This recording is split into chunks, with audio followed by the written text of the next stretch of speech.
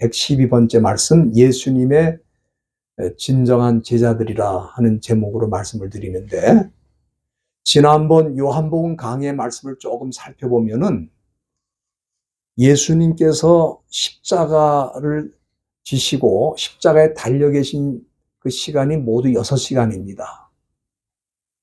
지금 시간으로 말하면은 오전 9시에서 오후 3시까지 6시간 십자가에 달리셨는데, 그 6시간 동안에 여러 가지 일들이 일어났습니다. 그 중에서 가장 중요한 일이라면은 예수님이 7마디의 말씀을 남기신 거예요. 7 words of final.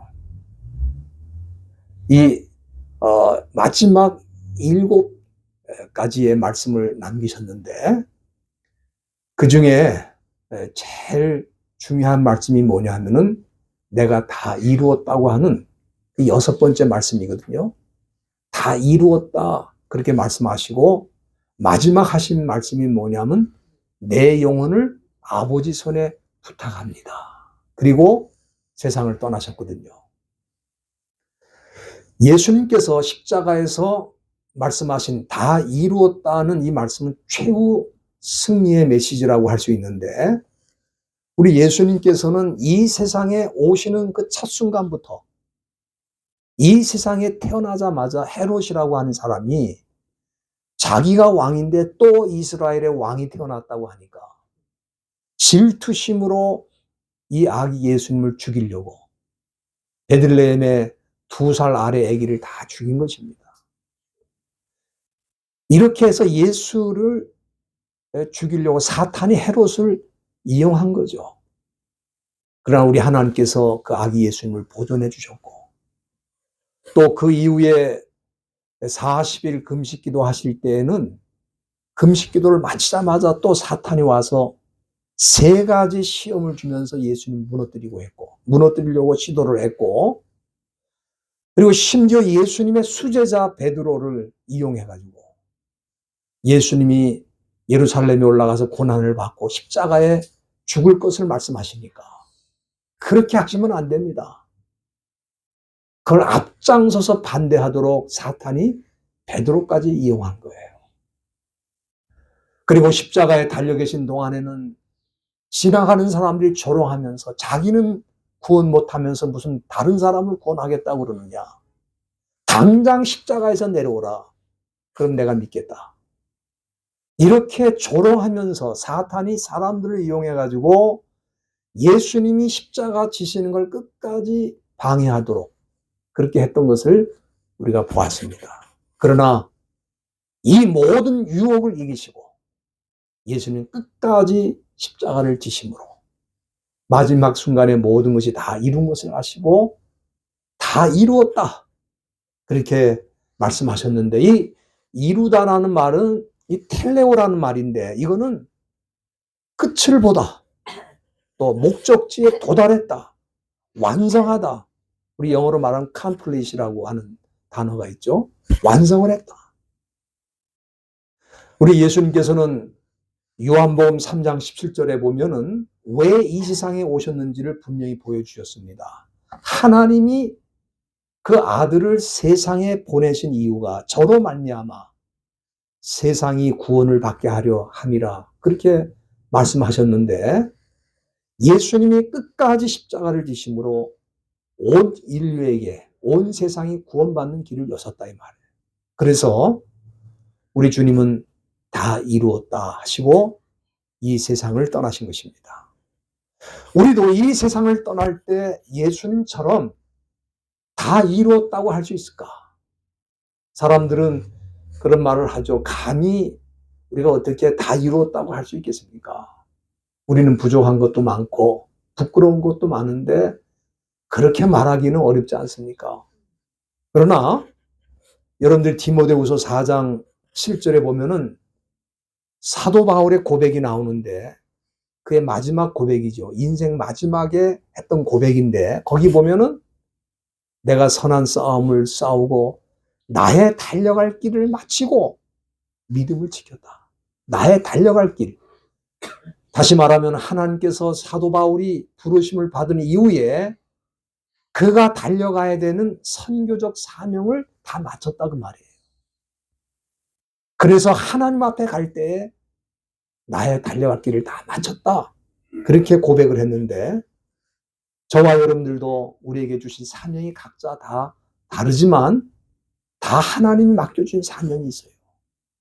그 사명을 다 감당했을 때 우리는 이 세상을 떠나면서 다 이루었습니다. 그렇게 고백하고 갈 수 있지 않을까?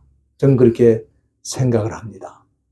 오늘 이 본문 말씀에는 예수님께서 십자가에서 다 이루었다고 말씀하시고 죽으신 다음에 일어난 사건이 기록이 되어 있는데 본문 31절에 보면은 이날, 다시 말하면 예수님이 십자가에 죽으신 날을 말하는 거예요. 이 날은 예비일. 이 예비일이라는 것은 뭐냐면 안식일을 준비하는 날이다. 그래서 이 유대인들은 금요일 날이 뭐냐? 토요일 날이 안식이니까 금요일 날은 안식일을 준비하는 날이에요. 그 다음 날은 이제 안식일이기 때문에 유대인들은 안식일에는 절대로 장사를 지내지 않습니다. 그렇기 때문에 빌라도에게 찾아가서 예수님의 시신을 오늘 중으로 치워달라 이거예요. 안식일까지 놔두지 말고. 그래서 그 십자가에 달려 있는 그 사형수들은 죽었는지 안 죽었는지 확인하기 위해서 다리를 꺾어요. 혹시 안 죽었어도 다리를 꺾으면 죽기 때문에 뼈를 꺾습니다. 뼈를 꺾어가지고 다 치워달라 이거예요. 그래서 두 강도는 예수님 중심으로 좌우에 있는 강도들은 시신을 내려가지고 뼈를 다 꺾었어요. 그런데 예수님의 그 시신에 대해서는 33절 본 말씀에 보면은 예수님이 이미 죽은 것을 보고 다리를 꺾지 않았다. 이렇게 기록이 되어 있습니다. 그런데 정확하게는 왜 이 일이 일어났느냐? 그것도 구약 성경에 이미 예언되어 있기 때문에 그렇다는 거예요. 여러분들, 사도 요한은 로마 군병들이 예수님의 다리 뼈를 꺾지 않은 것에 대해서 본문 36절에 보면은 이 일이 이룬 것은 그 뼈가 하나도 꺾이지 아니하리라 하는 성경을 응하게 한다는 것은 이루어진다는 뜻이죠. 성경을 이루게 한다. 그런 뜻입니다. 여러분, 그 예언이 어디 나옵니까? 시편 34편 20절에 보면은 다윗이 장차 이 세상에 오실 예수님에 대해서 뭐라고 예언을 했냐 하면은 그 모든 뼈를 보호하신다 그랬어요. 그래서 그 중에 하나도 꺾이지 않는다. 그러니까 예수님에 대해서 예언한 그대로 이루어지기 위해서 로마 군병들이 예수님의 뼈를 꺾지 않은 거예요. 그러니까 우리 예수님에 관한 모든 일들은 성경이 예언한 그대로 다 이루어졌다 그런 얘기입니다. 그거를 보여주려고 마지막 순간에 강도 둘의 뼈는 꺾지만 예수님 뼈를 꺾지 않았다. 그렇게 사도 요한은 거기 기록하고 있는 것입니다. 십자가에서 처형당한 죄수들은 죽은 다음에 가족들이나 친지들이 와가지고 시신을 달라고 하면은 장사를 지낼 수 있도록 시신을 내줬습니다. 그렇지 않으면 어떻게 합니까? 들판에 갖다 버리는 거예요. 그러면 들짐승이 와서 다 뜯어먹는 겁니다. 그 시신을.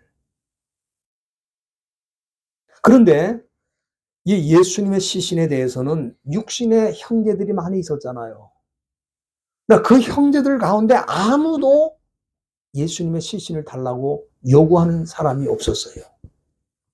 그런데 그때 아리마대 요셉이라고 하는 사람이 있었는데 그 사람이 오늘 본문 38절 보세요. 예수님의 시체를 가져가기를 빌라도에게 요청을 했어요. 그래서 허락을 받았습니다. 이 아리마대 요셉이라고 하는 것은 동네 출신 지역 이름입니다. 예루살렘에서 서북쪽으로 한 20마일 정도 떨어진 사마리아하고 좀 가까운 그런 지역인데 거기 출신이라 그 말이에요. 거기 아리마대라는 지역의 출신의 요셉. 왜냐하면 요셉이라는 이름이 너무 많거든요. 주이시들 가운데 요셉이라는 이름이 많아요. 그래서 출신 지역에 따라서 요셉이라는 이름 앞에 붙여줘요. 아리마대 요셉. 그러면은 이 아리마대 요셉이 왜 빌라도에게 예수님의 시신을 달라고 했을까? 그 이유에 대해서는 오늘 본문엔 잘 안 나옵니다. 그런데 여러분들이 마태복음 27장 한번 보세요.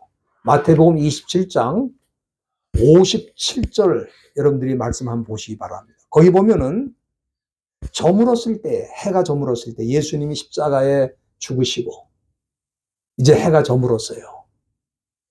그런데 아리마대 부자 요셉이라는 사람이 왔으니 그도 예수의 제자라 그랬어요. 여기 누가 어디에 왔냐면 빌라도에게 왔다는 얘기입니다. 근데 여기 이 말씀을 보면은 우리가 두 가지 중요한 점을 알 수가 있어요. 첫째는 이 아리마대 요셉이라는 사람은 부자였다는 거예요. 돈이 많은 사람이었습니다. 돈이 많은 사람이에요. 이 돈이 많은 사람이 예수를 믿기가 쉽지가 않거든요. 그런데 두 번째는 이 돈이 많은 아리마대 요셉이라는 사람이 예수의 제자가 되었다는 거예요. 그리고 마가복음 15장 43절에 보면은 이 아리마대 요셉이라는 사람에 대해서 또 다른 그 정보가 있는데 거기 보면은 이 요셉이라는 사람이 존경받는 공회원이고 하나님 나라를 기다리는 자다. 이 존경받는 공회원이라는 공회원은 당시로 말하면은 산헤드린 공회를 말하거든요. 그러니까 지금으로는 국회의원과 똑같은 거예요. 국회의원보다 더 위치가 강하다고 볼 수 있어요. 왜냐하면 정치와 종교의 권한을 갖고 있어요. 근데 이 사람이 이렇게 권력이 있는 사람이에요. 거기다가 유대인 사회에서 존경까지 받는 사람이에요. 근데 이 사람이 예수님이 전하신 하나님 나라를 기다리고 있었다. 그렇게 지금 표현하고 있어요. 그러니까 이 아리마대 요셉이라는 사람은 당시 종교와 사회를 이끌어가던 지도자고 존경받는 사람이고 돈도 많은 사람이에요. 그러니까 별로 예수를 믿을 필요가 없잖아. 거기다가 예수 믿으면 당신은 얼마나 많은 핍박을 받았어요. 그런데 예수님의 제자가 되었고 하나님의 나라를 기다렸다. 그렇게 말하고 있어요.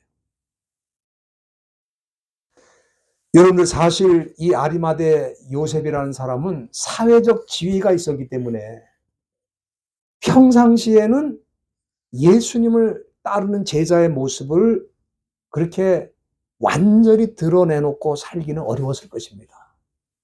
조용히 예수님을 믿고 예수님을 따른 거예요. 그런데 여기 오늘 본문에도 보면은 38절 말씀해 보시면은 이 아리마대 요셉이라는 사람이 예수님의 제자이지만 유대인이 두려워서 그것을 은이라는 건 뭐냐면 conceal, 숨긴다는 거예요. 그러니까 유대인들이 보는 눈이 있으니까 당시에 이 정치, 종교 지도자로서 자기의 그 모습, 다시 말하면 예수님의 제자라고 하는 사실을 막 밝히면서 살기는 어려웠을 거예요. 지금 그 얘기를 사도 요한이 하고 있는 것입니다. 그렇지만 이렇게 조심스럽게 예수님의 제자의 삶을 살던 그 아리마대 요셉이 예수님이 십자가에서 처형된 후에는 더 적극적인 모습을 보여준 거예요. 우리가 사실 그 반대일 가능성이 많잖아요. 예수님을 조용히 믿는 사람이었기 때문에 예수님이 십자가에 못 박히게 되었다 하면은 이제는 내가 예수 믿는 걸 더 이상 계속해서는 안 되겠다. 보통은 그렇게 할 수 있을 거예요. 그러나 이 사람은 어떻게 했어요? 오히려 자기가 예수 믿는 제자라는 것을 예수님이 죽으신 다음에 더 적극적으로 보였어요. 그래서 그가 할 수 있는 일을 하는데 무슨 일을 했냐 하면은 예수님의 그 시신을 갖다가 요구할 수 있는 사람들은 가족이나 친척이 아니면 절대로 내주질 않았습니다. 당시 법이 그랬어요. 그러면 아리마대 요셉은 친척도 아니고 형제도 아니고 가서 예수님의 시신을 달라고 할 수 있는 권한이 없는 거예요. 그런데도 불구하고 이 사람이 빌라도를 직접 찾아가가지고 예수님의 시신을 나에게 달라고 그렇게 요청을 했습니다. 빌라도는 그 요청을 받고 도대체 이 사람이 누군가? 이 사람에 대한 신원 조회를 다 했을 거예요, 뒤로. 그런데 다 뒤져보니까 믿을 만한 사람이야. 그래서 예수님의 시신을 그에게 내준 거예요. 여러분들, 예수님이 십자가에서 죽으시고 정말 절망이 가득 찬 상황 속에서 예수님의 12 제자도 다 도망갔잖아요. 가룟 유다는 스스로 목숨을 끊어버리고. 그런데 이런 어렵고 힘든 시기에 오히려 아리마대 요셉은 용기를 내가지고 빌라도를 찾아가서 예수님의 시신을 달라고 요청한 겁니다. 여러분들 모든 것이 잘 나갈 때 예수 믿는 건 쉬워요. 그러나 모든 것이 지금 절망적이잖아요. 예수님을 따르던 제자들까지 다 도망갔어요. 그런 때에 이 아리마대 요셉은 뒤로 물러가지 않고 오히려 자기가 공유에서 사내들인 공유의 그 국회의원 자격에서 파면당할 수도 있고 또 유대인들로부터 협박을 당할 수도 있고 그런 상황에서도 이 사람은 흔들리지 않고 예수님의 제자의 모습을 보여줬다. 저는 이 사람이야말로 정말 진정한 주님의 제자였다. 큰 소리 치면서 예수님이 죽는 데까지 가도 나는 끝까지 따라가겠습니다. 배반하지 않겠습니다. 그런 제자들 다 도망갔어요. 그러나 유대 사회에서 자기 직분도 있고 위치도 있는 사람이 오히려 예수님의 시신을 달라고 하면서 자기를 노출시키고 정말 하나님 나라를 기다리는 사람으로서 모든 것이 예수님의 죽음으로 끝난 게 아니라 오히려 예수님의 죽음으로 모든 것이 새로운 시작이라는 것을 생각하면서 그 시신을 달라고 요청한 그 모습인 정말 감동적인 모습이 아닌가 그렇게 생각을 합니다. 그런데 이 아리마대 요셉 말고도 또 한 사람 진정한 제자가 있었어요. 그 사람 니고데모라는 사람이죠. 그 사람 역시 유대 사회에서 공의회 회원이니까 사내들인 공의회 국회의원이었습니다. 더 나아가 이 사람은 율법을 가르치는 사람, 율법의 전문가예요. 율법을 가르치는 선생이었습니다. 그런데 어느 날 밤에 예수님을 찾아와가지고 진리를 물을 때에 예수님이 거듭나는 진리에 대한 말씀을 해주셨잖아요. 아마 그 이후부터 이 니고데모라는 사람도 예수님의 제자가 되지 않았을까 그렇게 생각하는데 오늘 이 본문에 보면 이 사람이 39절에 예수님이 십자가에 죽으시고 이제 장례식을 해야 되는데 장사 지낼 수 있도록 모략과 침향을 100근, 100근이면 75파운드 정도 됩니다. 그러니까 이 향품이 75파운드라는 건 굉장한 양입니다. 엄청난 양이에요. 이걸 내놓은 거예요. 예수님의 장례식을 치를 수 있도록. 그 역시 평상시에는 아마 조용하게 예수 믿는 사람으로 살았을 거예요. 그러나 결정적인 순간에 예수님이 십자가에 죽으시고 아무도 그 예수님의 시신을 돌보려고 하지 않을 때 그는 그 귀한 향품을 가져와서 예수님의 장례식을 할 수 있도록 준비한 거예요. 그래서 이 아리마대 요셉과 또 이 니고데모의 협력으로 예수님의 장례식을 치를 수 있게 되었고, 우리 예수님을 깨끗한 세마포로 싸가지고 한 번도 쓰지 않았던 이 아리마대 요셉이 아끼고 아꼈던 그 묘지에 예수님의 시신을 장사 지냈습니다. 그렇다면 우리가 여기서 물어야 되는 질문이 뭐냐면은, 왜 이렇게 예수님의 시신을 장사 지내려고 했을까? 아까 말씀드린 거는 시신을 방치하면 그대로 갖다 버리기 때문에 들짐승의 밥이 되니까 장례식을 치러야 된다. 그것도 맞는 말이에요. 그러나 더 중요한 이유가 저는 두 가지 있다고 봅니다. 첫째는 뭐냐면은 이사야 선지자의 예언이 정확하게 이루어지는 거예요. 여러분들 한번 이사야서 53장 9절 말씀 한번 보시기 바랍니다. 이사야 53장 9절에 보면은 이사야 선지자가 장차 이 세상에 오실 메시아에 대해서 예언을 하면서 뭐라고 하냐면은, 죽은 후에 부자와 함께 있을 것이다. 부자와 함께 있을 것이다. 그렇게 예언을 했어요. 그 부자는 누굴 말해요? 아리마대 요셉을 말하죠. 이 부자와 함께 있었다는 말은 뭐냐면, 부자인 아리마대 요셉이 예수님이 죽은 다음에 그 시신을 돌보게 될 것을 의미하는 겁니다. 그리고 자기가 쓰지 않았던 그 묘지에 예수님을 안치해서 장례식을 치르는 것을 뜻할 수도 있어요. 그러니까 이 죽은 다음에 부자와 함께 있을 것이라고 하는 이 이사야 예언이 이 아리마대 요셉을 통해 정확하게 이루어지고 있는 거예요. 그래서 장사를 지낸 거예요. 두 번째는 예수님의 시신을 이렇게 장사 지내게 된 이유가 또 한 가지 있어요. 그건 뭐냐면은 예수님이 실제로 죽었다고 하는 확실한 증거를 주는 것이다. 이게 무슨 얘기냐면은, 여러분들이 고린도전서 15장 4절 한번 보시기 바랍니다. 거기 보면 사도 바울이 예수님에 대해서 기록하면서 뭐라고 기록했냐 하면은, 예수님은 장사 지낸 바 되었다가 성경대로 사흘 만에 다시 살아났다. 그것을 기록하고 있어요. 이게 왜 중요하냐면은, 당시 예수님의 부활 소식이 알려졌을 때 두 가지, 예수님의 부활을 부정한 두 가지 이론이 있었어요.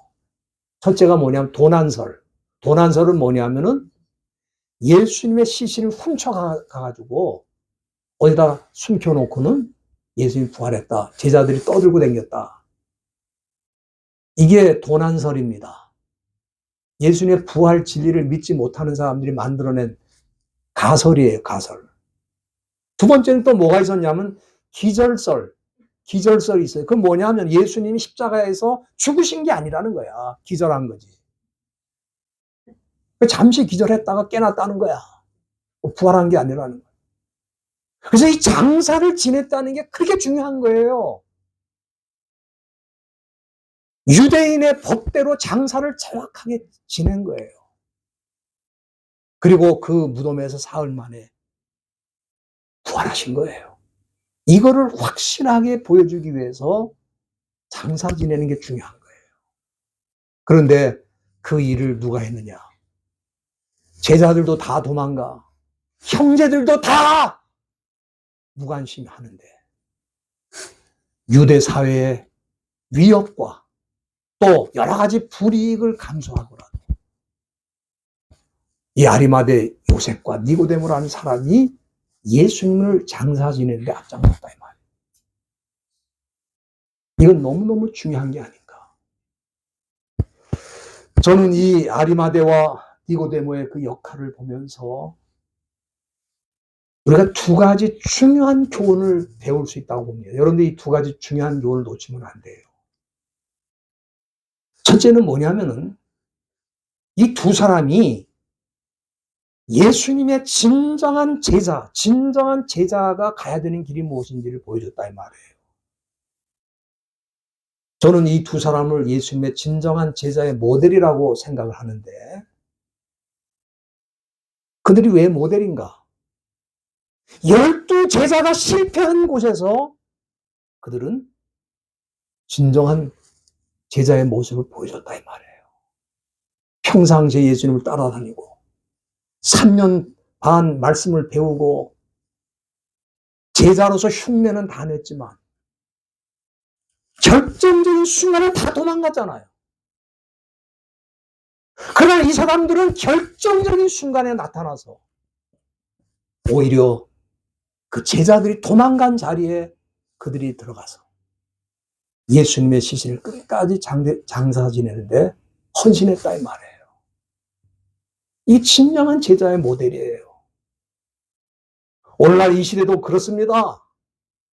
평상시 뭐 잘 될 때는 예수를 잘 믿는 척하고 예수를 잘 섬기는 것 같이 하지만 교회가 어렵거나 힘들 때는 도망가는 사람들이 많아요. 무관심한 사람들이 많아요. 자기의 이익을 쫓아가는 사람이 많아요. 그러나 이 두 사람은 그렇지 않았다 이 말이에요.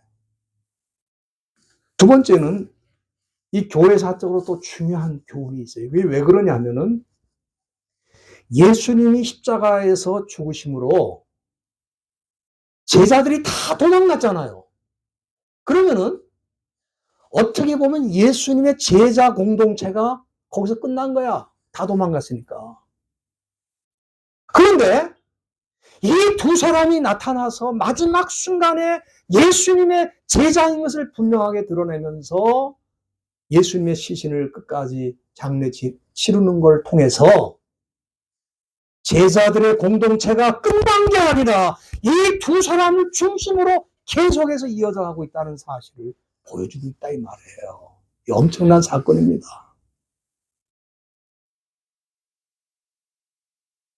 여러분들 이 시대도 마찬가지입니다. 기독교가 지금 무력해지고 점점 쇠퇴하고 있습니다.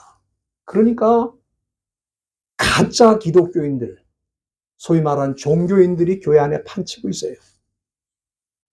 진정한 제자들을 잘 보이질 않아. 니고데모나 또 요셉이나 잘 보이질 않잖아. 그 사람들이 제자인지 아닌지 예수님처럼 뭐 따라다니는 것도 아니고. 그러나 마음속으로 하나님 나라를 기다리면서 결정적인 순간에는 내가 주님의 나라를 섬기기 위해서 마음으로 준비하고 있었다 이 말이에요. 그들이 어려울 때 중요한 역할을 감당했잖아요. 사실 예수님의 12 제자는 지금까지 예수님을 따라다닌다고 했지만 실제로는 자기 이익과 목적을 따라다닌 거예요. 그러니까 자기들의 목적과 계획이 이루어지지 않으니까 다 도망을 갔습니다. 그러나 이 두 사람은 예수님을 따라다닐 때, 예수님의 제자가 되었을 때 자기의 야망이나 자기의 어떤 이기적인 목표가 아니었잖아요. 그랬다면은 예수님 십자가에 죽으시고 어려울 때 나타나겠어요? 오히려 더 다른 제자들보다 더 숨어 들어가죠. 그러나 그들은 그렇게 하지 않았습니다. 끝까지 예수님을 따르고 하나님 나라를 사모한 거예요. 그래서 제자들의 공동체가 그들을 중심으로 유지가 된 거예요. 연결이 된 거예요. 그래서 그 제자들의 공동체가 예수님 부활하신 다음엔 부활의 공동체가 이어지는 거예요. 그리고 그 다음으로는 선교의 공동체로 이어지는 거예요. 얼마나 중요한 역할을 했는지 모릅니다. 그래서 많은 사람들이 예수님의 이 십자가 사건과 관련해서 이 두 사람의 역할을 잊어먹을 때가 많아요. 그러니까 너무 중요한 역할을 한 거예요. 저와 여러분들이 이 마지막 때 어떤 사람은 아리마대 요셉처럼, 어떤 사람은 니고데모처럼 세상에 나가서 자기가 맡은 일을 잘 감당하면서도 하나님 나라를 기다리고 결정적일 때 주님을 섬기는 이런 아름다운 모습을 보여야 그 사람들이 진정한 제자가 아닌가. 저와 여러분들이 그런 제자들이 다 될 수 있기를 주님의 이름으로 부탁드립니다.